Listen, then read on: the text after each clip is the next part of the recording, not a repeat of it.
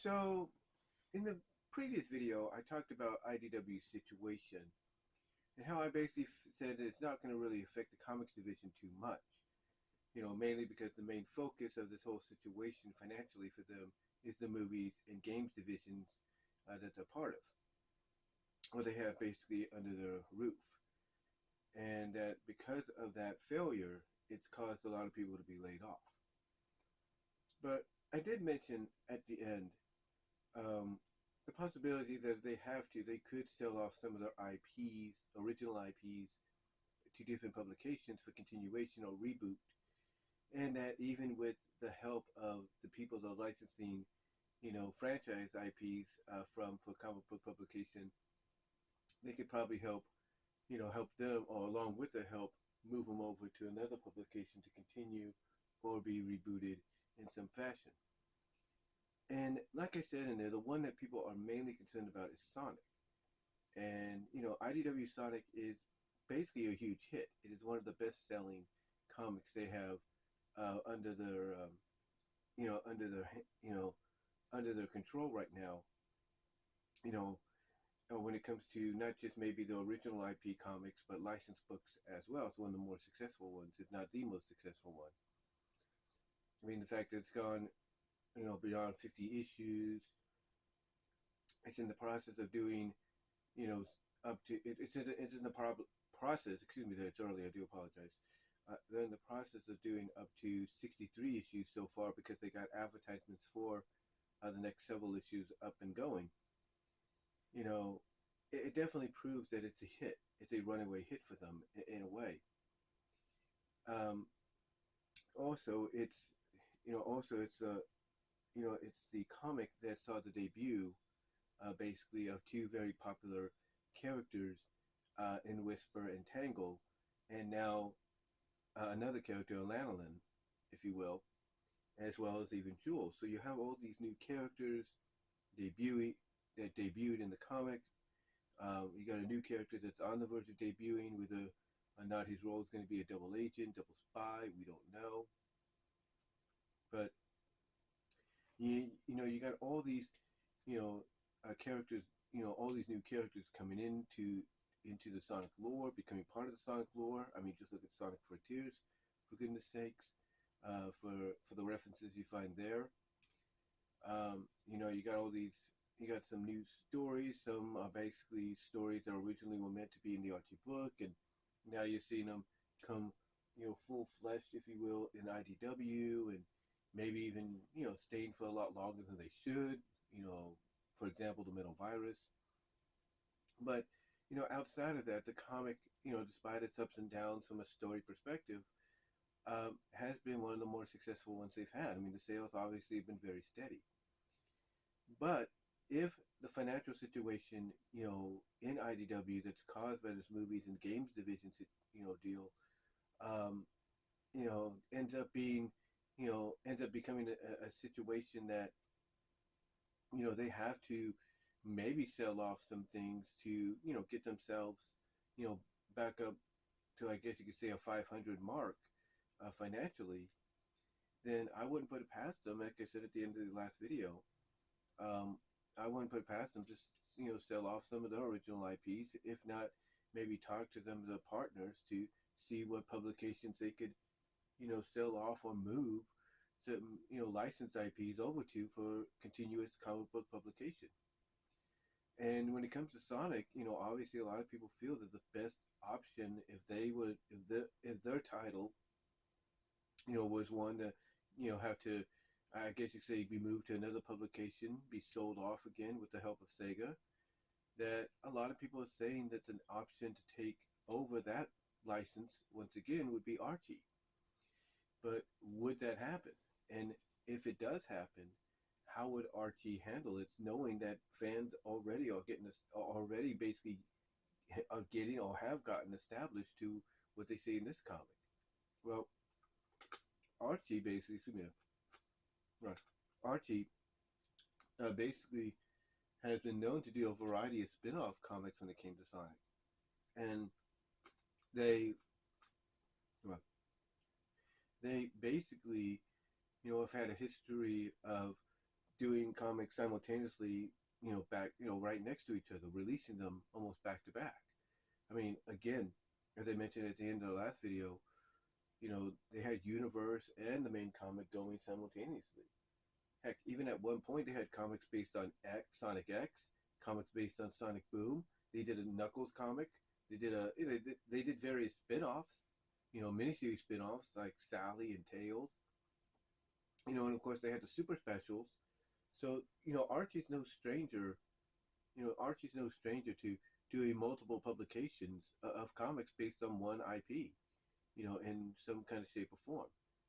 So, for them to be a potential, let's say, um, a welcoming homecoming, if you will, for the Sonic comics, if the Sonic comics were to be one that got moved over or have to be sold off to another comic book publication, you know, I I don't think anybody that's currently watching or currently subscribed and reading the IDW books, I don't think they have anything to worry about because what I see happening here is Archie's going to take their experience of what they've done before, realize, hey, we still have all these other stories we were doing with the original book, before we had to cancel it, that we can resume right where they left off, but also make room and continuously, without reboot or anything, just number wise continue the IDW book. I mean, IDW has been known to do this anyway with some of the Walt Disney books, some of the Walt Disney classics. They've never rebooted them and said, here's issue one, here's the new issue one, the new reboot. No, they just continue them from a numerous issue standpoint. Like, let's say the last publication, that had the Walt Disney license under the belt, you know, they, let's say the last issue ended at issue 175. IDW, the new publication for Walt Disney, guess what? 176. Archie Comics could do the same thing. So, if the Archie books, I mean not Archie, but if the Sonic books under IDW were put into a situation to where they would have to be one of the, I guess you could say, casualties or sell-offs, if you will, with the help of Sega, yeah, I could see him going back to Archie Comics, and the benefit is Archie Comics wouldn't mind, publishing out one, two, or three comics. I mean, heck, if they just felt like, hey, we'll just do one comic, that might open the door for Ian Flynn to be like, hey, this means I could bring the Freedom Fighters back because fans that followed the Archie books are used to seeing them there. And, there you go. And he'd be able to use the license. He'd be able to use the license, if you will.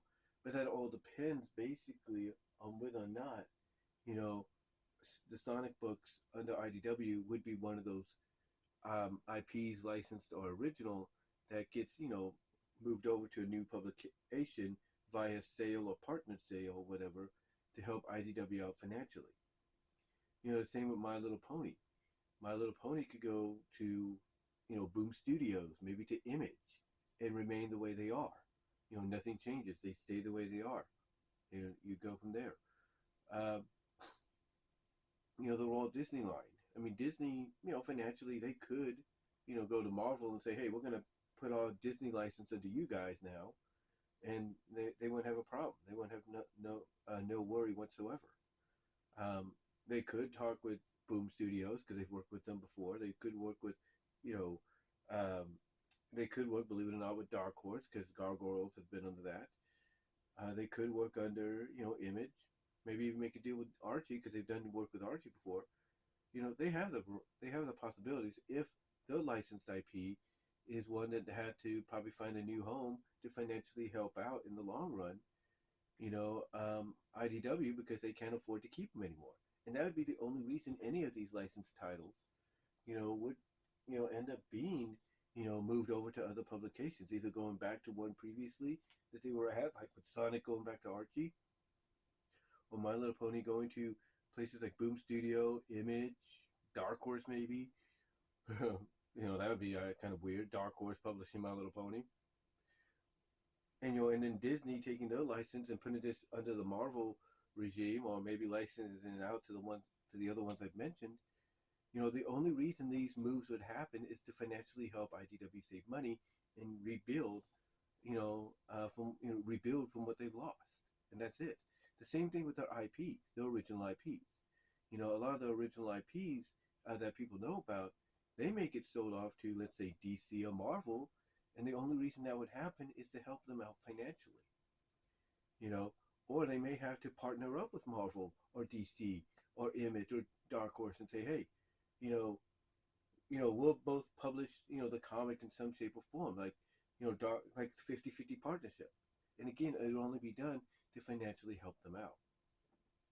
So to me, the only way I see any of these licensed or original IPs moving, to different publications is to help IDW get out of the financial mess that they're in. But again, does that mean that these publications, would reboot them or anything? No, I don't think they would. I think if anything, you know, I mean, you might see a reboot, maybe, if you will, depending on who would take over. Let's say My Little Pony.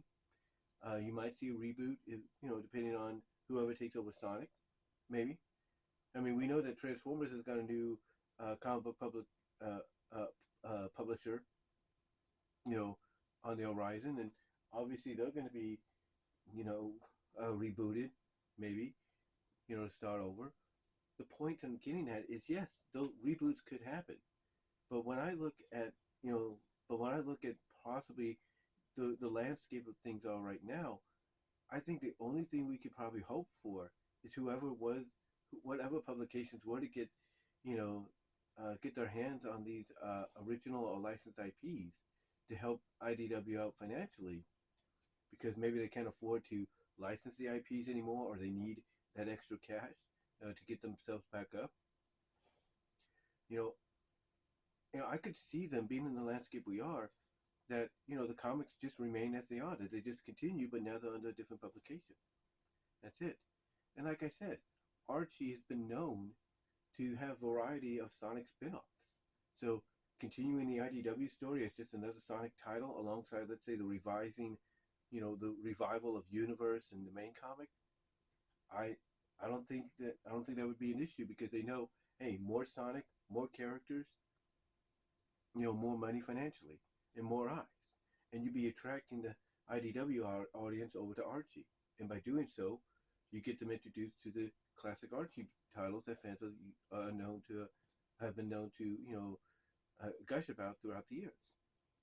But again, that's all depending on how, this whole situation right now financially, is going to, really hinder, hurt, or not be that much of an issue for IDW in the future.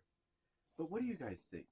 What publications outside of the ones do you think could, end up, taking some of these titles? Like, where do you think Sonic could go?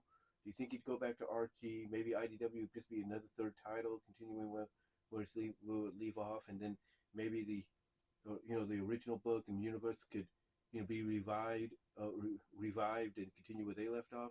Where do you think MLP would show up? Where do you think some of the original IDW IPs would show up? Disney? What are your thoughts? Or do you think maybe it's not going to affect them at all and they won't have to worry about that? Let me know down below in the comments or on the live chat during the premiere. Like the video. And until next time, guys, I'm out.